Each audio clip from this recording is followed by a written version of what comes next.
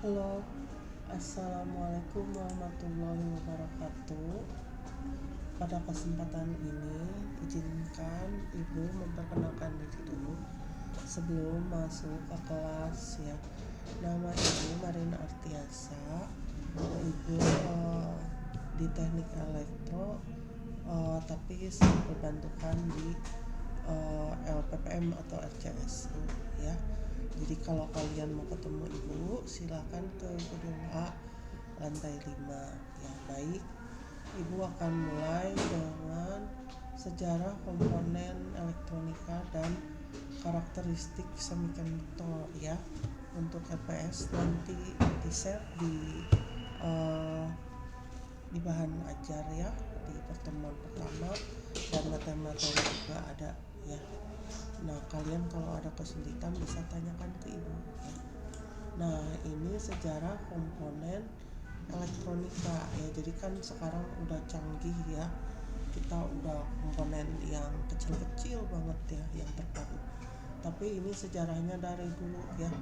Ada tabung vakum atau vakum tube tahun 1904. Ada dioda dari 1906, jadi udah lama banget.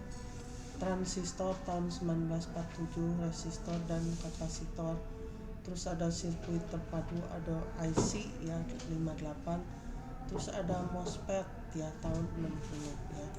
Nah, ini gambar tabung vakum. Nah, sekarang juga masih ada yang pakai tapi mahal banget. Nah, biasanya ini tuh buat audio ya, tapi kalau dulu dipakai buat segala macam keperluan. Nah, pendahuluan ya, tabung vakum ini maaf ya, dikenal sebagai katup termionik atau tabung elektron ya, adalah perangkat yang mengontrol aliran arus listrik dalam vakum tinggi antara elektroda yang memiliki perbedaan potensial listrik. Komponen ini sangat penting dalam elektronik sepanjang paruh pertama abad 20 dan dianggap sebagai pendahulu dari transistor. Tabung vakum memainkan peran penting dalam pengembangan radio, televisi, dan komputer awal ya. Jadi zaman dulu banget itu harga-harga perangkat elektronik itu sangat mahal karena pakai tabung vakum ya. Jadi dulu sangat mahal banget ya, dan masih jadul. Nah, kemudian penemunya John Ambrose Fleming, insinyur listrik dan fisikawan asal Inggris, dianggap penemu tabung vakum tahun 1904. Tujuan awal Fleming menciptakan tabung vakum untuk merektifikasi arus bolak-balik menjadi arus searah yang sangat penting untuk meningkatkan deteksi sinyal radio pada masa itu ya.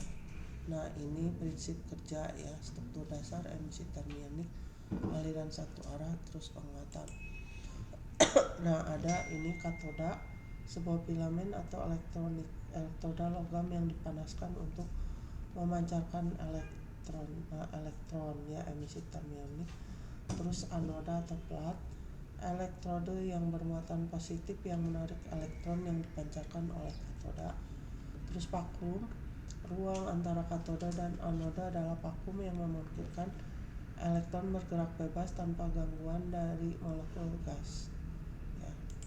Terus emisi termionik, saat katoda dipanaskan ia memancarkan elektron melalui proses dikenal sebagai emisi termionik. Elektron ini kemudian tertarik ke anoda yang bermuatan positif menciptakan aliran arus listrik ya. Terus elektron hanya bisa mengalir dari katoda ke anoda, membuat tabung vakum berfungsi sebagai dioda katup satu arah untuk arus listrik. Sifat ini digunakan mengubah arus AC menjadi DC dalam perangkat elektronik awal ya. Dengan menambahkan grid control ada katoda dan anoda, tabung vakum dapat memperkuat sinyal.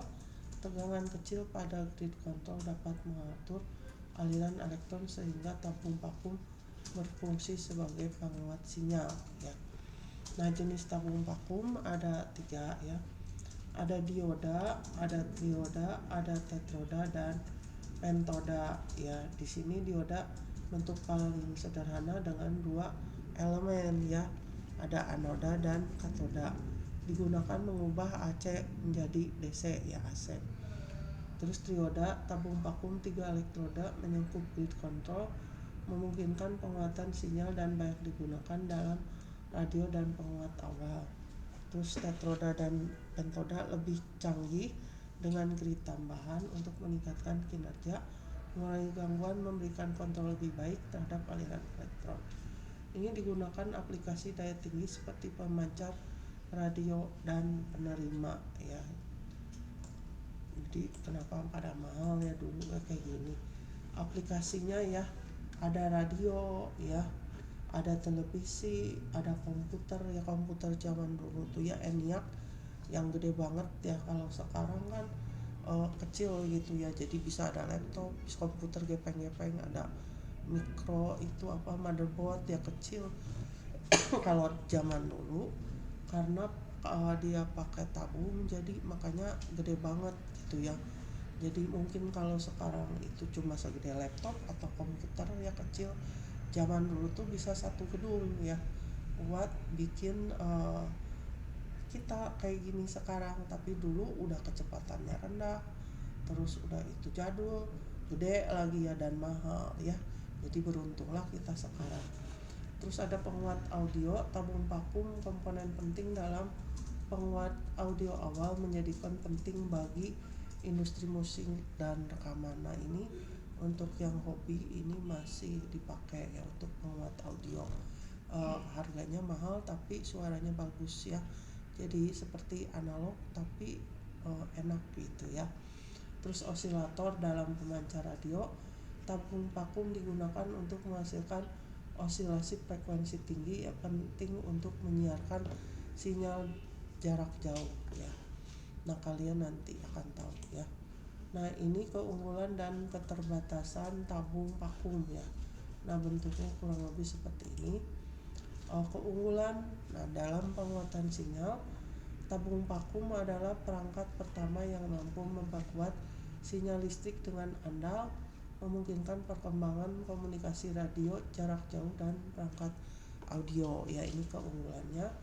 Pengalihan tabung vakum digunakan sebagai saklar dalam perangkat komputasi awal, menjadi dasar bagi pengembangan komputer digital ya. Jadi kalau dulu nggak ada tabung vakum mungkin nggak ada perubahan sampai sekarang ya, karena itu semua proses ya.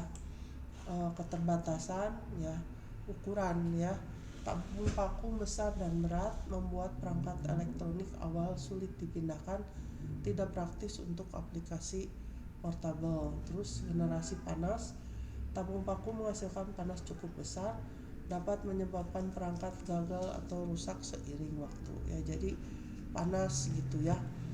Terus konsumsi daya, tabung vakum membutuhkan tegangan operasi tinggi dan mengkonsumsi daya dalam jumlah besar, menjadikan kurang efisien dibandingkan perangkat semikonduktor modern. Terus umur pendek, tabung vakum memiliki umur operasional terbatas karena filamennya akan habis atau terbakar setelah pemakaian yang lama. Nah terus, nah ini ya dioda ya. Dioda seperti ini ya mungkin bentar ya.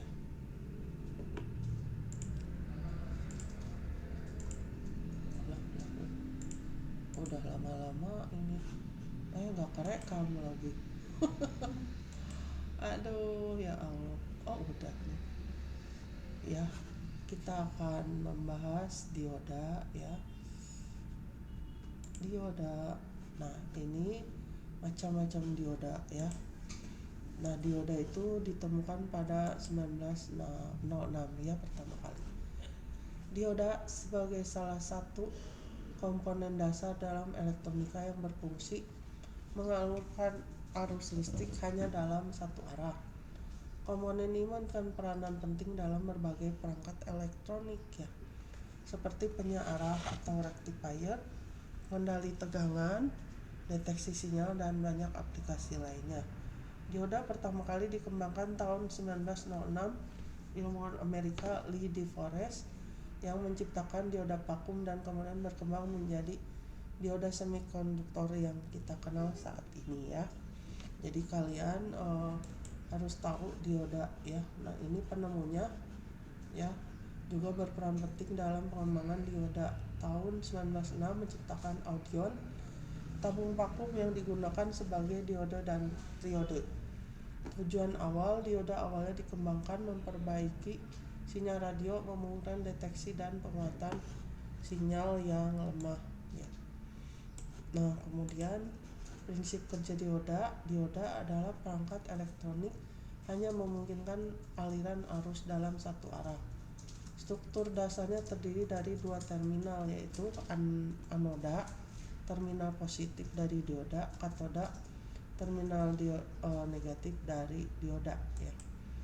Ketika dioda diberikan bias maju, ya, tegangan positif pada anoda relatif terhadap katoda, arus listrik akan mengalir melaluinya. Namun jika dioda diberikan bias mundur, tegangan negatif pada anoda, arus akan terblokir, ya, gini ya. Nah, kalian bisa baca ya. Seterusnya masih banyak ya kalian baca ya, karena kalau ibu bikin video terlalu lama ya. Oke, makasih. Assalamualaikum warahmatullahi wabarakatuh.